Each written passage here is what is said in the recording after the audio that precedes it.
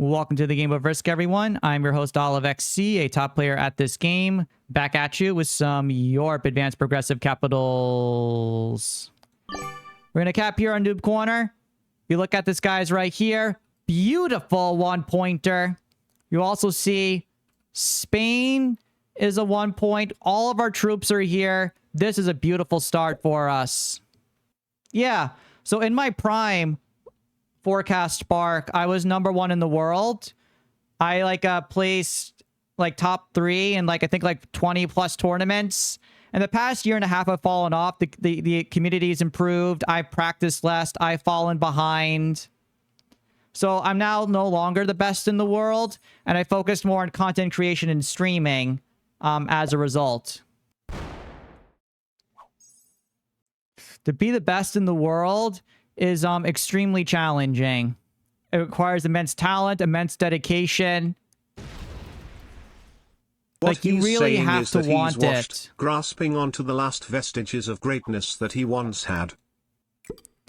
In any case, we're going to tack downwards like this.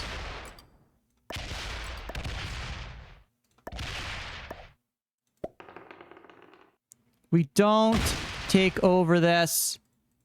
We're not going to attack because we want to make sure our capital is strong with the 6. We took over a lot on our first turn and we should be okay.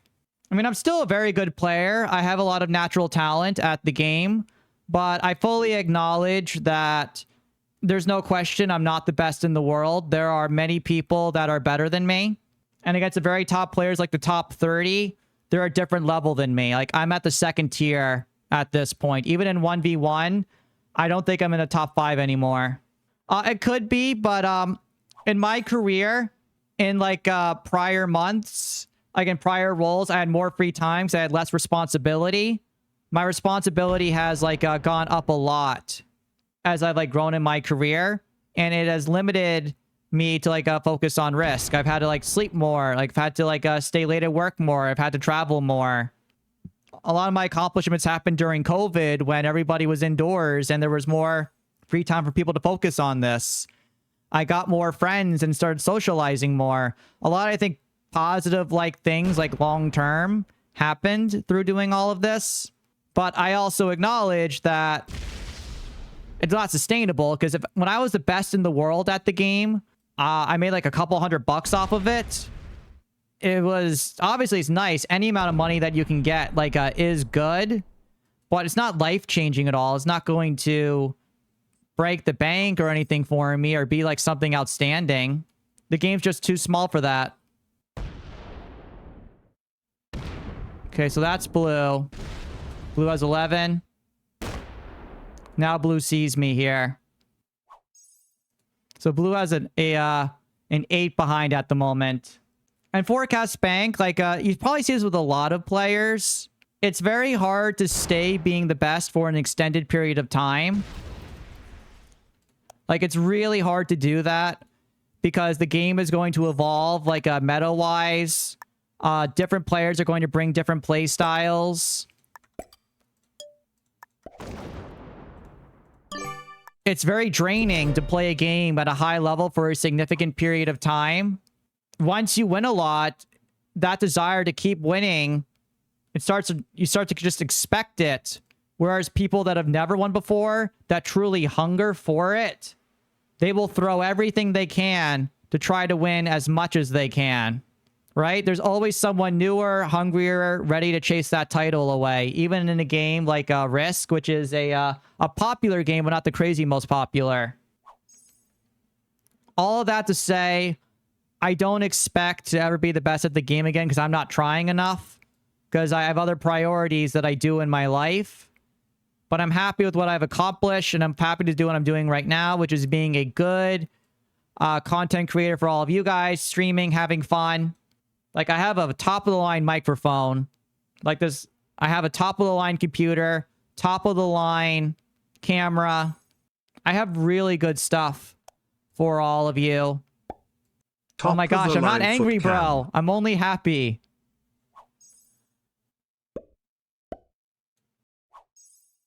My shirt's mid. My shirt's definitely a mid.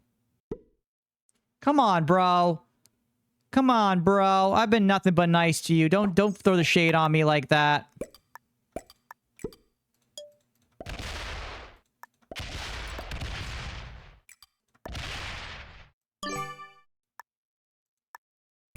So I just want to slowly start cleaning blue out everywhere I can around the board.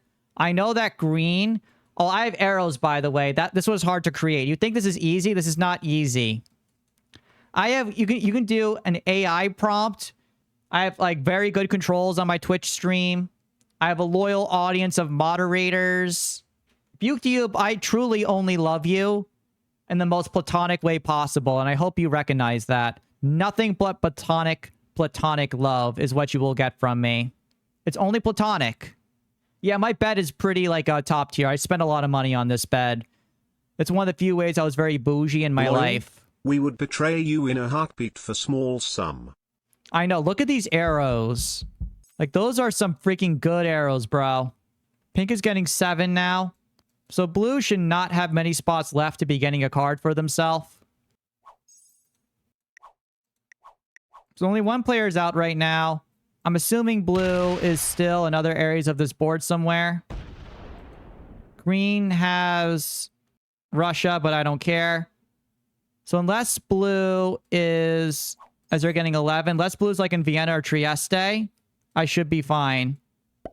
Yeah, because blue placed their whole stack there. Yeah, that's very good for us. This is 0% rolls, so they should not be going for it. The strategy of risk that you need to learn. The first thing you want to do is at the highest levels of the mechanics. So I would go here. I would turn off camera animations, turn notifications, phase change animations. I leave end-based confirmation on, and these other ones on. Just turn those off first. Then just practice attacking until you learn how to attack fast. Like, move, click, hit enter, and keep, like, moving to, like, take over everything.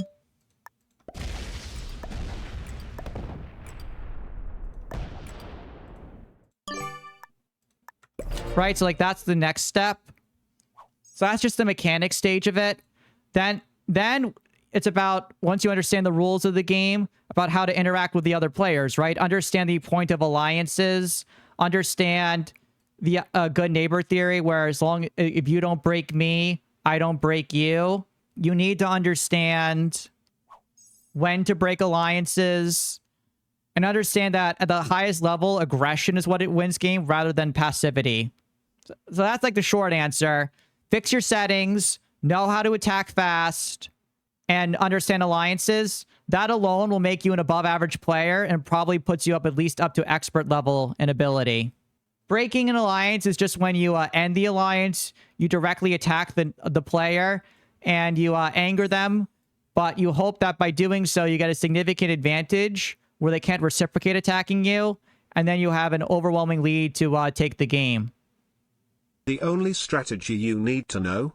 Take Spain. I've already done that, bro. I've already done that. So purple is dead, but green spent a lot of troops to get that. So I'm not sure how much that's going to do for them. The reason for Olive's success is because he listens to chat. That's only recently. Right, and now blue's in a lot of trouble. Always listen to chat.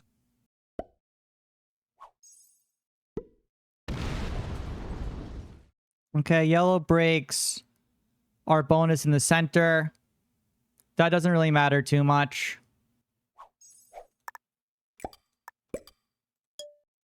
I'm just going to attack here like this and give a fist pound to yellow, letting them know that, hey, you and I are chill here. I'm going to move the 6 back.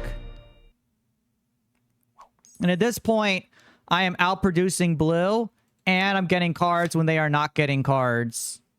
So they're going to die pretty soon. It's all a matter of time for us.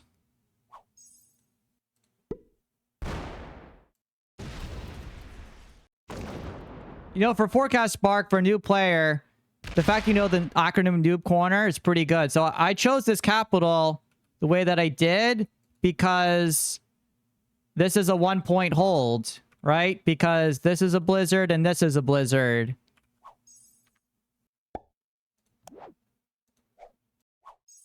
Depends how good they are. I mean, yellow's getting 5 right now because they were hit by green. So I don't think green is very good. Like right now I get plus 20. So I could kill blue. Like if I lose 40 here.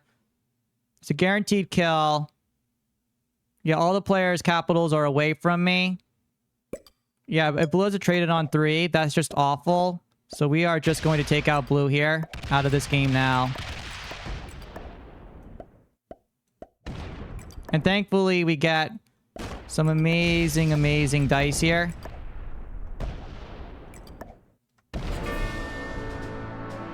So now blue is gone. And they have it set on 3, by the way. They did have the set on 3. Unbelievable. They were holding it. And so our move there was more than justified. So green does not hold Germany.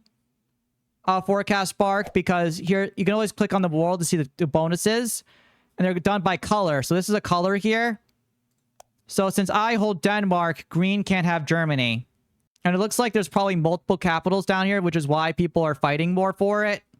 Well, Buke Dube, you can just get that by looking at the map. That sounds like a question a new player would ask, not like an experienced player like you. So let's see what green does now. They should, I'm guessing they're going into yellow. Yeah, they took a capital from yellow based on the size of the attack that took place. Good question, Forecast Spark. It's because he wasn't taking a card at all. The blue player, and since blue was never taking a card, that implied that they were nowhere else on the map. You saw in earlier turns, I removed blue here and here. So it's unlikely that they would be anywhere else. Blue would have probably like tried trading with like green if they were up there like that. So it was unlikely. No, it's not the yellow kill because yellow is getting 5. That implies they have a capital somewhere. When you defeat someone, you get their cards. And that allows you to continue to trade in. I play with progressive cards. It means at every trade-in you do becomes larger and larger. See the bonuses right now? This number is going up by 5 each time. So yellow is now given up. So now at this stage, this is where I want to try to like be breaking the alliance with like other players. Here I want to be attacking more.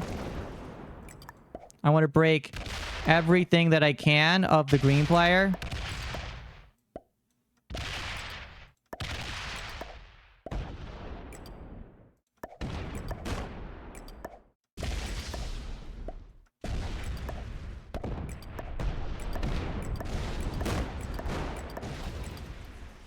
And the reason why I'm attacking all right here is I know that green has a capital here on Estonia and Latvia. I know they've been getting a lot of troops per turn. And if green were to be like attacking me more, they can't break my noob corner. So I always will be out generating them in terms of troops. Yeah, more trades is better, but it's also important to understand when to trade in. Again, a lot of these are nuances. I put thousands of hours into this game, so I've learned so much by doing all of this. And it takes time to play and do all of this. It takes about 100 hours, I think, until you can get to a level where you're kind of competent at the game. So any game to play 100 hours at it to start getting good, that's a pretty freaking good game, man, right? Any game you can play for 100 hours is good. I think I spent like about $100 on this game.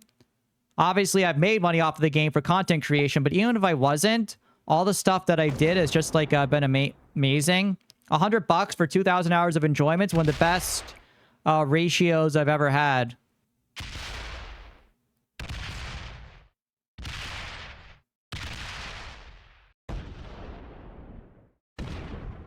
That better not be all of yellow. I'll be really pissed if that is. That is all of yellow. What do you mean by what's the worst ratio? Okay. So green gets a free extra 25 troops out of this. Sigh. I still hold all my bonuses and stuff down. But all the extra benefit I've got from this is now lost. But green's a slow attacker, so they do not take over everything on time. We can retake over our bonus. Yeah, because green can't take over the rest of the stuff on time. They need to stop now. Okay, I can retake their capital over.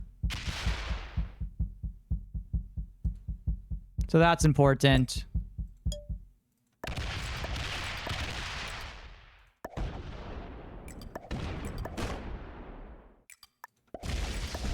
Now by attacking green further through all of this.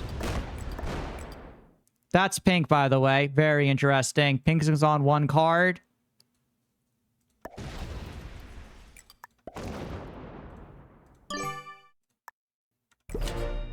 I go down like this. And let's see, because pink can't be trading in. So pink is now getting 14. So it looks like they have I have 3 capitals. And pink is now attacking upwards like this way for cards. Into green. Yeah, so green now just getting 8. So green is not good. I think it's going to be pretty easy to be like defeating green in the end game, especially because they're focused on attacking, trying to take over stuff rather than breaking me. They most likely only break 1 bonus of ours. Now that they can only break 1 bonus with good luck.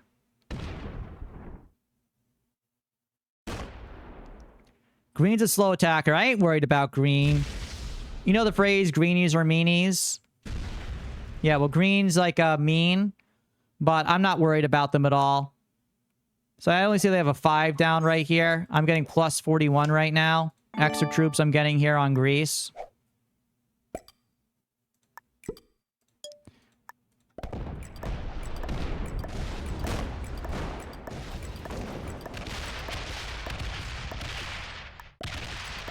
And that was bad dice, but whatever.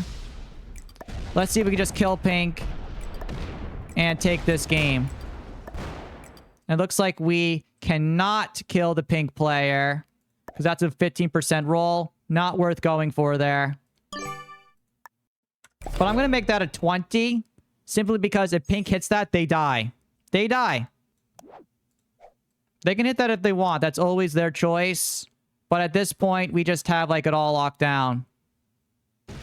All right, pink chose to hit it. They're only down to 20 troops. At this point, I can solo these guys. They're both not good. Please open me up. Open me up, pink. Attack once more out of anger. Yeah. Yeah, this is very good. So I'm going to kill pink on the next turn. Oh, pink just self-destructs. And that can allow green to kill pink to have the advantage over me in the late game. Very interesting, because training bonuses right now are at 35. Very interesting. Well, right now, green is still just getting 7. So the green has 1, 2, 3, 4. 1, 2, 3, 4, 5, 6, 7, 8, 9, 10, 11, 12. Yeah, green placed horribly, by the way. Oh, no, actually, they placed fine. They placed fine. They have to split, though, and that's very time-consuming to do. All right, they split just enough to ensure the break.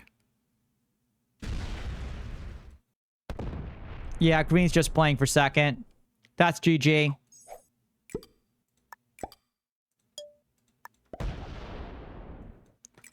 So now I can just go across here, kill the pink player,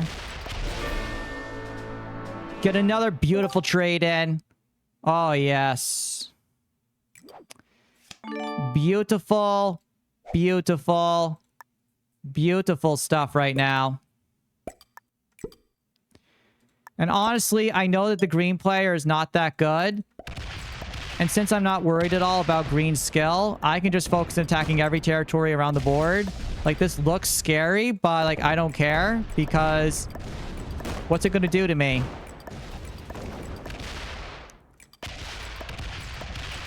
I just attack through all of this. I go back on capital like this. Green has no trade-in. I quadruple their troops. That's just GG right there. That is a beautiful Noob Corner game. And a newer player asking about how to get better at Risk. And I'm happy to share all of that. A lot of the times, I don't really share these basic things because most of my audience, I assume, is understands the basics of the game. The newer players tend to go to Pete and Kilted. And then after if people really like Risk, then I'm fed people who might like me. Like I'm the second round of content creators. Green gives up, by the way. So we just get the game. But whatever you are, whatever level you're at, I'm happy to teach you and get better at the game. So make sure to stop on by. Otherwise, though, this is a good game and well played. Good night, Olive. GGS. Thank you, YK Cole. This is OliveXC signing off.